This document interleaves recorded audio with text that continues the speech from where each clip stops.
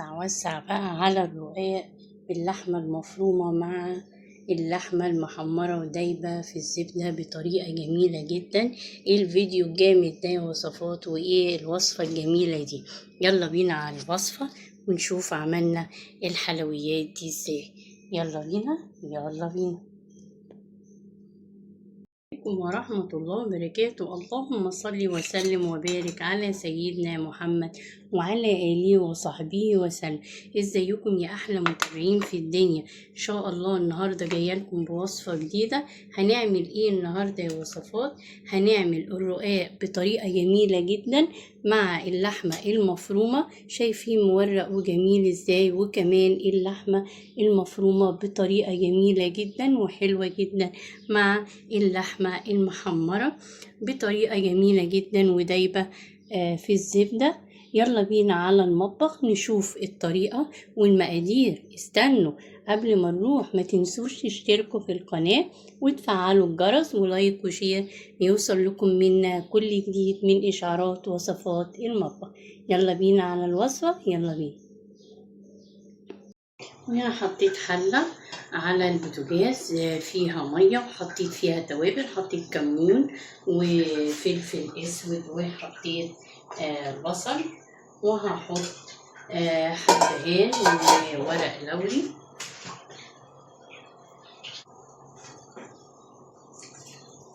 وهحط روزميري جميلة جدا وفيها فوائد حلوة جدا للمعدة. وهسيبها تغلي، وبعد كده هحط اللحمة بتاعتنا كندوز صغير.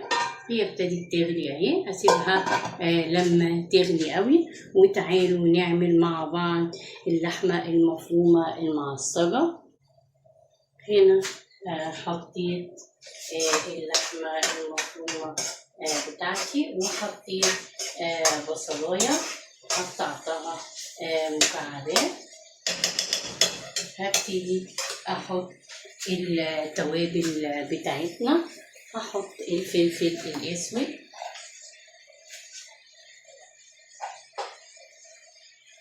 الفلفل الاسود ليه نكهه جميله جدا وحلوه جدا في الاكل، وكمان بيشيل لو في زفاره او في اي ريحه.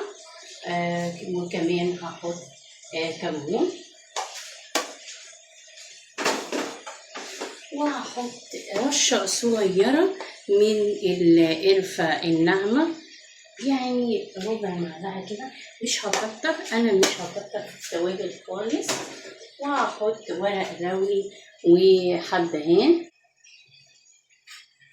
مش هكتر في التوابل. وهحط واحدة مكعب علشان بس الطعم يعزز الطعم معايا، ورشة ملح بسيطة عشان أنا حطيت مكعب مرقة عشان ما تبقاش حادقة معايا.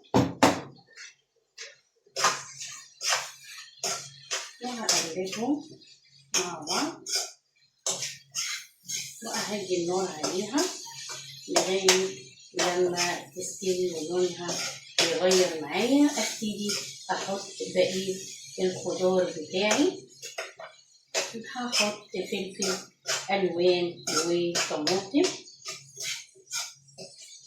هسيبها. وتعالوا نحط مع بعض اللحمة. هنا الشوربة غليت معايا، بسم الله الرحمن الرحيم. ابتدي انزل عليها باللحمة بتاعتنا، بسم الله.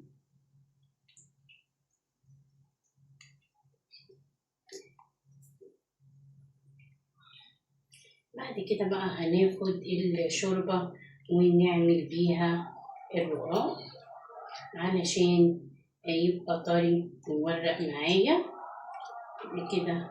تمام. اسيب اللحمة بقى تستوي براحتها.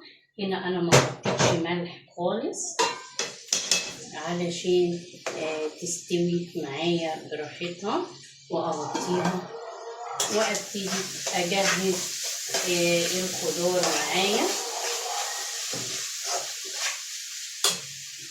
هبتدي أجهز الخضار، الفلفل الألوان، بيبقى ليه طعم جميل قوي في الرقاق باللحمة المفرومة والخضار.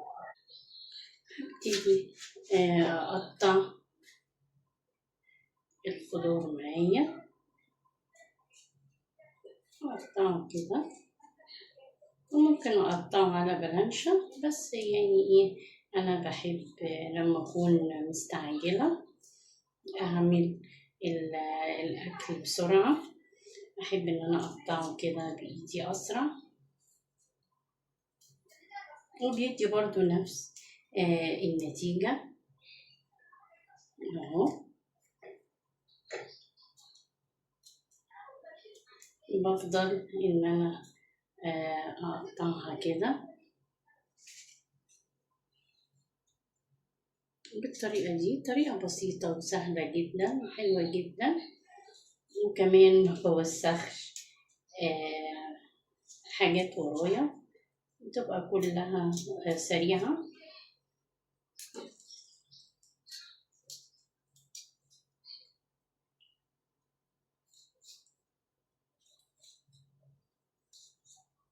كده تمام.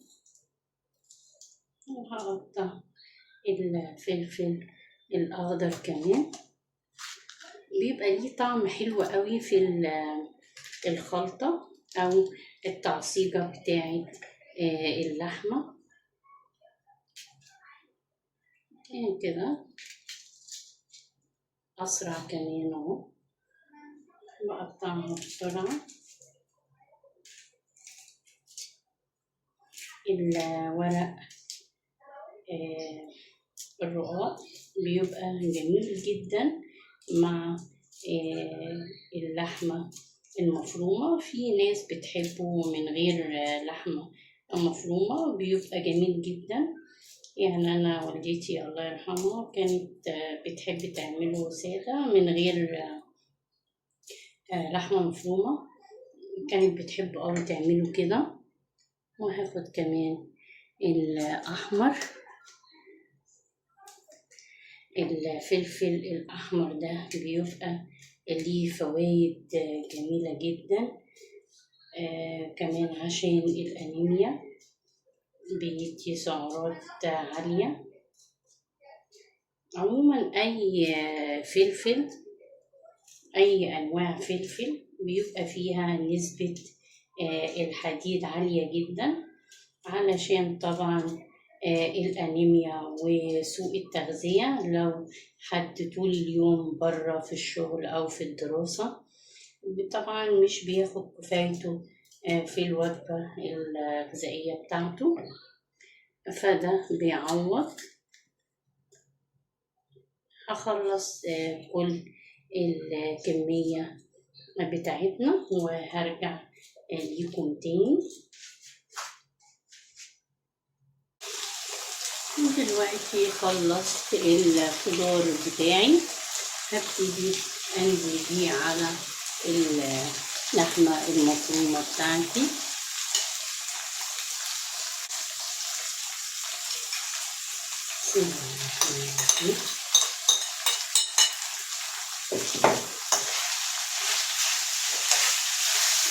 وكمان هقطع حبيتين طماطم. شايفين بقى الشكل الحلو الجميل ده، بيبقى جميل جدا. هديها سنة مية، يعني ربع كوباية علشان تستوي معايا. بسم الله كده كفاية علشان الخضار واللحمة المفرومة تستوي معايا، وأبتدي أجهز الطماطميتين، حبيتين الطماطم اللي هحطهم. هبتدي أقطعهم وأبتدي أنزل على اللحمة المفرومة. تعصيب اللحمة ليه كذا طريقة، ممكن احط كمان صلصة اللي هي الجاهزة، ممكن احط معلقتين علشان اللون يتغير، بس انا مش عايزة اغير اللون بتاعها. كده تمام. وانزل برشة ملح خفيفة علشان الخضار بتاعي، ورشة فلفل. التوابل دي حسب المزاج، بس طبعا وانتي بتعملي رقاق باللحمة المفرومة لازم يبقى فيها الطعم، تحسي بطعم اللحمة والخضار، فما تكتريش في التوابل علشان تبقى طعمها حلو وباين اللحمة فيها. هنا تمام. أسيبها لغاية لما تكمل سواها.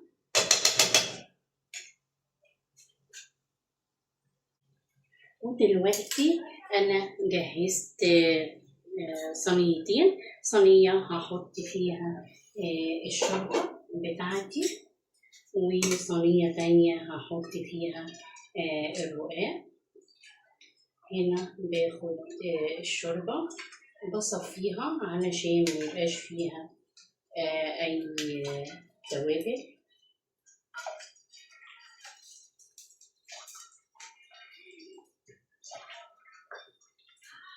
كده تمام.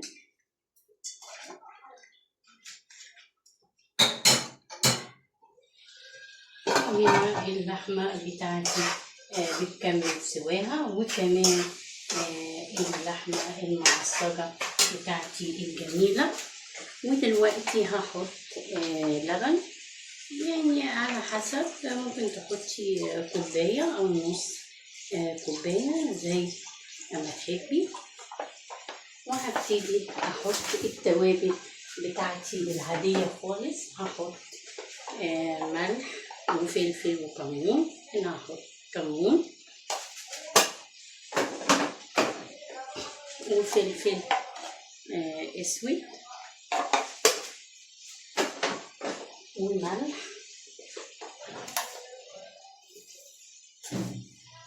علشان يبقى متطعمة معايا. واقلبها كويس كده تمام. وهبتدي اجيب الرقاق بتاعي. بسم الله الرحمن الرحيم. الرقاق اهو على قد الصينية. اول حاجة بحط كبشتين كده في الصينية من تحت، وابتدي ان انا ابل الرقاق بتاعي واشربه من الشوربة بتاعتي. مجرد بس كده يطرى. بسم الله الرحمن الرحيم. وهجيب الثانية.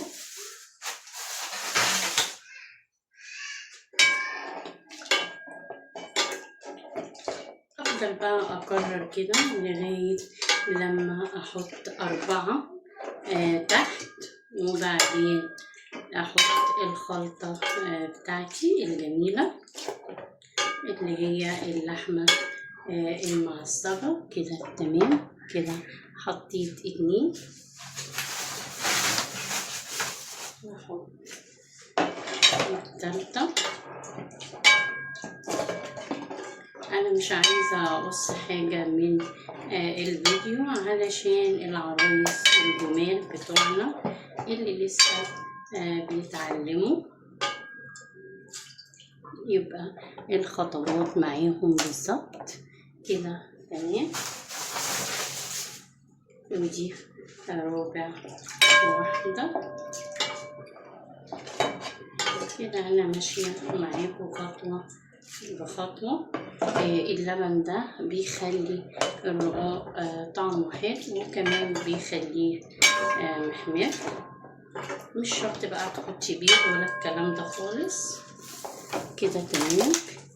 وانزل عليها بكبشتين كده علشان تبقى طرية. وابتدي انزل باللحمة المفرومة بتاعتي. بسم الله الرحمن الرحيم.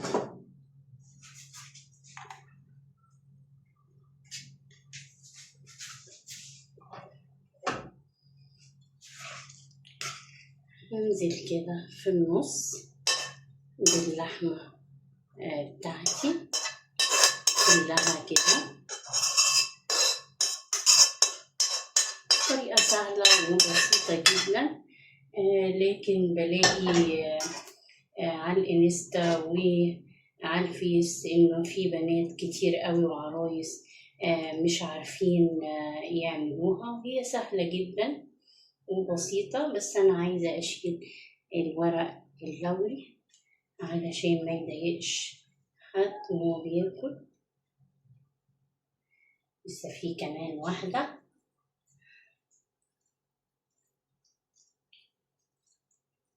ده اهم حاجة تشيلوها تقريبا كده. خلاص كده انا فردت اللحمة المعصجة بتاعتي. وبعدين هحط برضو كبشة شوربة معايا، وازود الشوربة عندي كده تمام. وابتدي اكمل. عايزة تحطي 5 براحتك، عايزة تحطي 4 زي ما تحبي على حسب ارتفاع الصينية بتاعتك. أنا هنا جايبة الصينية ليها ارتفاع عشان أعمل الرق براحتي. يعني شايفة ممكن إن انتي تحطي عادي 5 و5 براحتك، بس أنا عاملة 4 و4 كده. أنا ما قصيتش حاجة من الفيديو خالص، معاكي خطوة بخطوة اهو طريقة الرقاق، وأنا عاملاها كذا مرة على القناة. ويا ريت بقى يا حبايبي اللي وصل معايا لغاية هنا ما ينساش يدعمني بالاشتراك واللايك، ويا ريت كومنت منكم يسعدني وتقولوا لي ايه رأيكم في التعليقات بقى الجميلة بتاعتكم. كده احنا حطينا 2.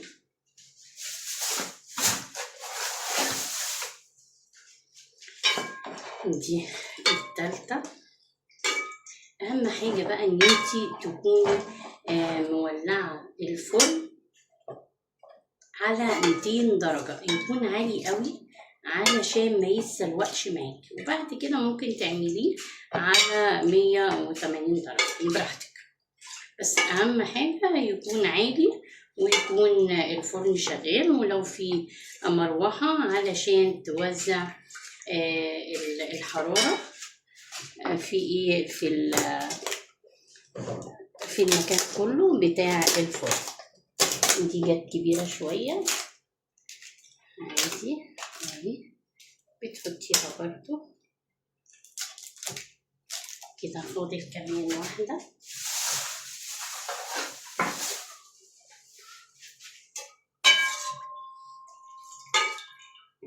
يعني بقى تقولولي ايه رأيكم في الكومنتات في الطريقة الحلوة دي البسيطة السهلة، ويا رب تعجبكم.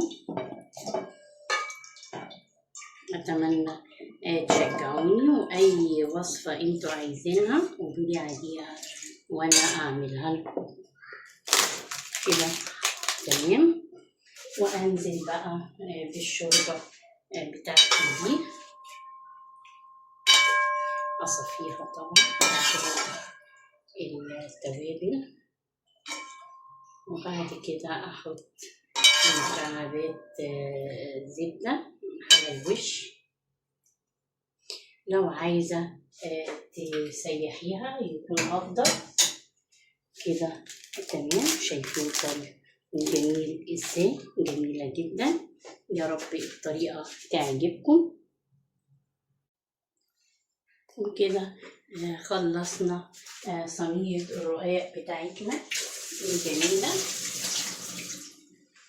يا رب الفكرة تعجبكم. شايفين بقى الجمال بقى والحلاوة بتاعتنا. ابتدي احطها في الفرن لمدة ساعة الا ربع.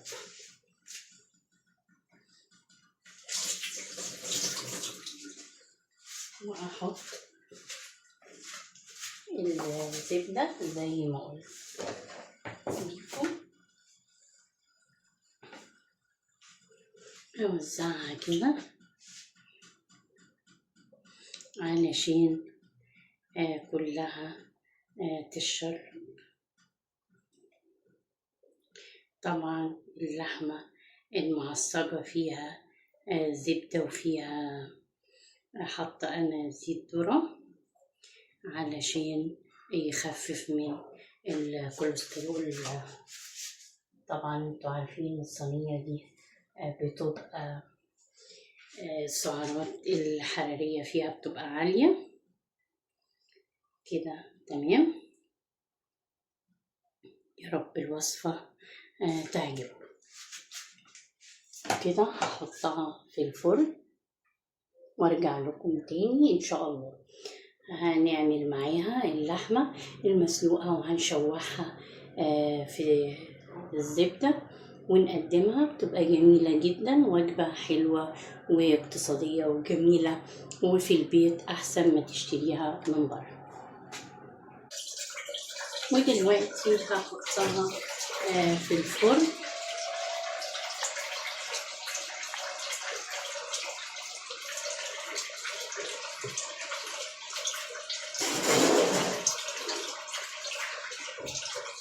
وقفلت الفرن. دلوقتي طلعنا صينية الرقاق ما شاء الله. شايفين الحلاوة بقى دي والجمال ده. شايفين حمرا وجميلة جدا، وشها محمر وكمان مقرمشة من بره وطرية من جوه. ودلوقتي هنحمر مع بعض اللحمة، هنشوحها كده في الزبدة وبألف هنا. ويا رب وصفة النهاردة تعجبكم. وما تنسوش يا حبايبي تشتركوا القناة وتفعلوا الجرس ولايك وشير علشان نكبر ونبقى عيلة كبيرة إن شاء الله. بحبكم في الله.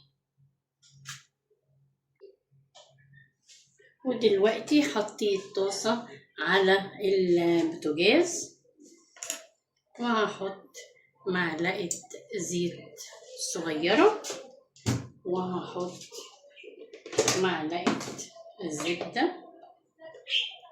طبعا الزيت ده زيت ذرة أو زيت عباد الشمس.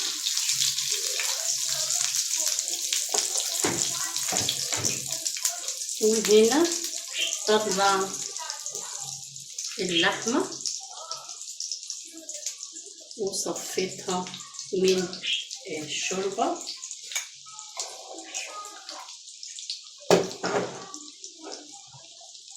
هبتدي أنزل باللحمة. بسم الله الرحمن الرحيم.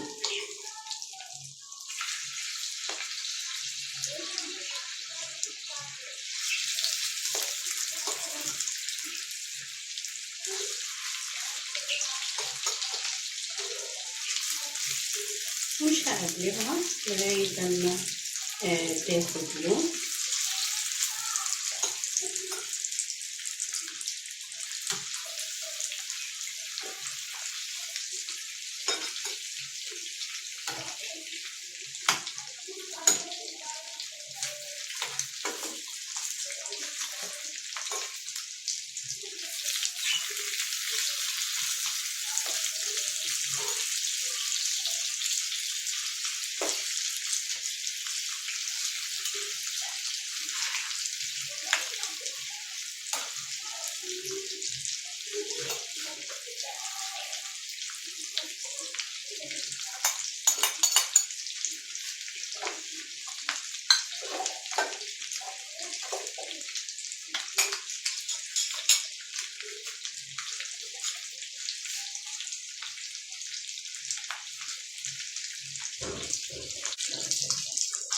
وهحمر لسان عصفور. أعمل شوية شوربة، أسيب اللحمة براحتها تاخد تشويحة بسيطة. حطيت حلة وهحط معلقة صغيرة من الزبدة،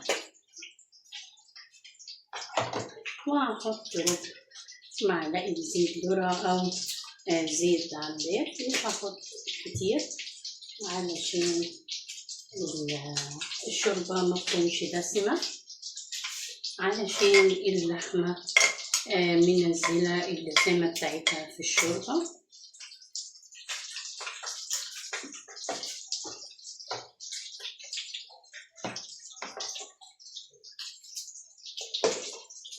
هسيبها تسخن شوية وبعدين أنزل عليها بلسان عصفور. وهنا السمنة والزبدة سخنت معانا، هبتدي أنزل بلسان عصفور وأقلبه.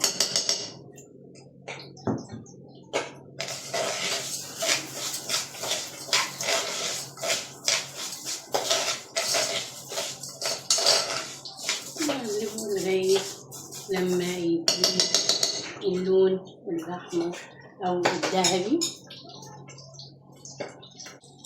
أقلب اللحمة. بسم الله الرحمن الرحيم. طبعا هنا أهدي النار.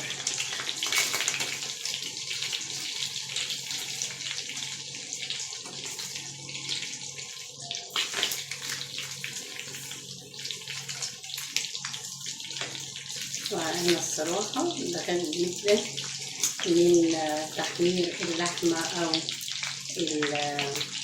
الفراخ علشان تبقى اللسعة بتاعتهم صعبة شوية كده كمان.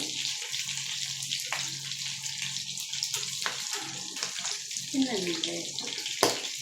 اللون الأحمر بيبقى جميل أوي في اللحوم، بالذات لما تكون مغسسة.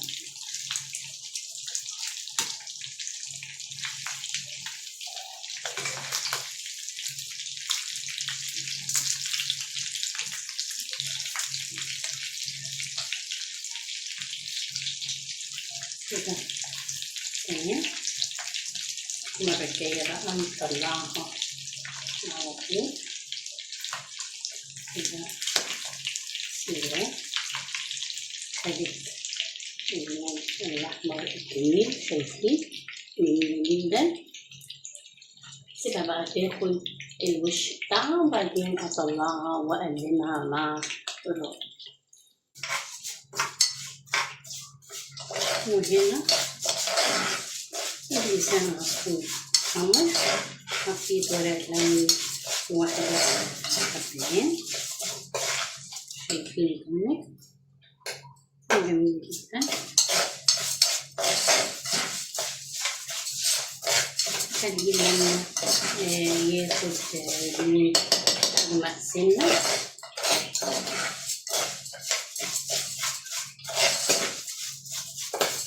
كده تمام.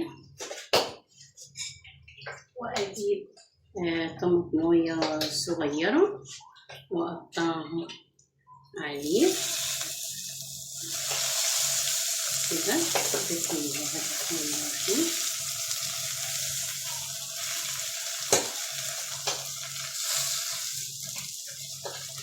كده تمام.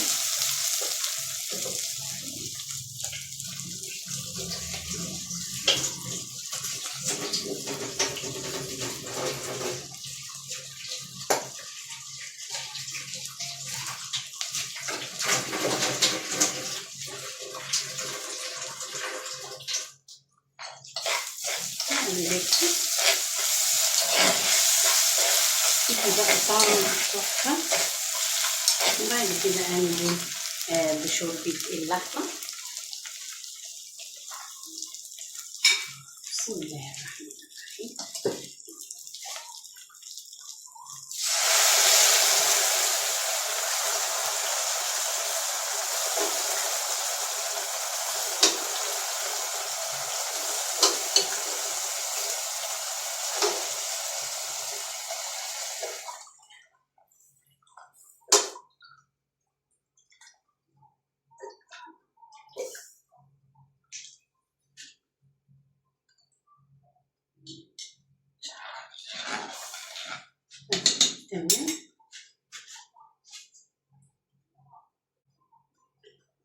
ودلوقتي هحط مكعب مرقة وشوية ملح صغيرين علشان أنا حاطة في الشوربة.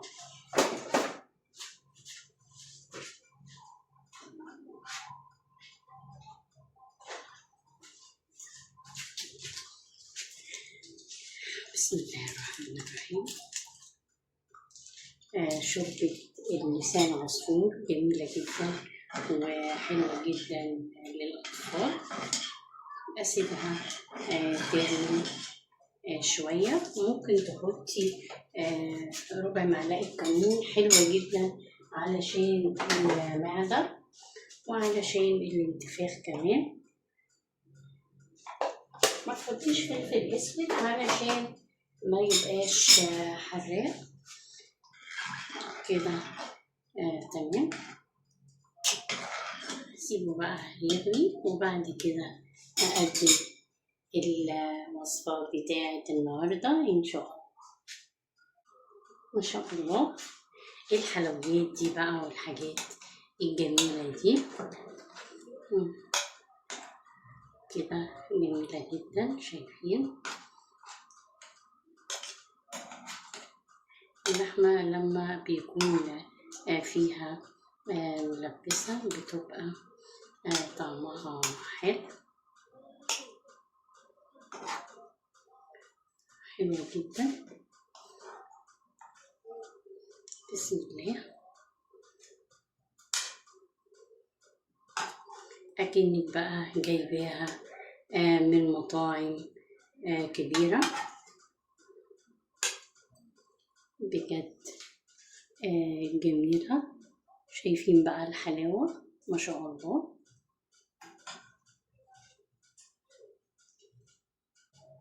وكمان اللسان عصفور استوى وجاهز للتقديم.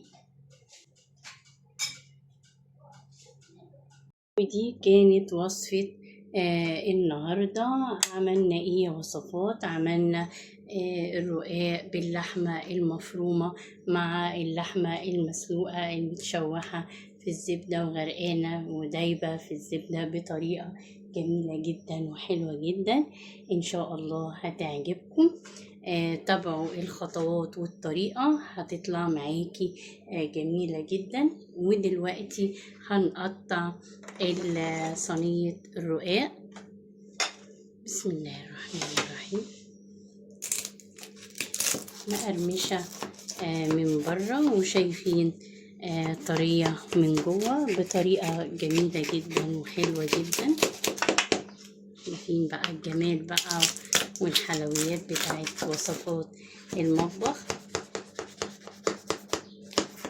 أكنك شارياها من أفخم مطاعم في مصر. طريقة جميلة جدا وحلوة جدا إن شاء الله. شايفين بتتقطع معايا بسهولة إزاي. ودي كانت وصفة النهاردة. شايفين الحلاوة والجمال بتاعنا ما شاء الله. شايفين الرقاق مورق ازاي وشايفين اللحمة المفرومة. يا رب وصفة النهاردة تعجبكم، ويا ريت تشتركوا في القناة وتفعلوا الجرس ولايك وشير ليوصل لكم منا كل جديد من إشعارات وصفات المطبخ. السلام عليكم ورحمة الله وبركاته.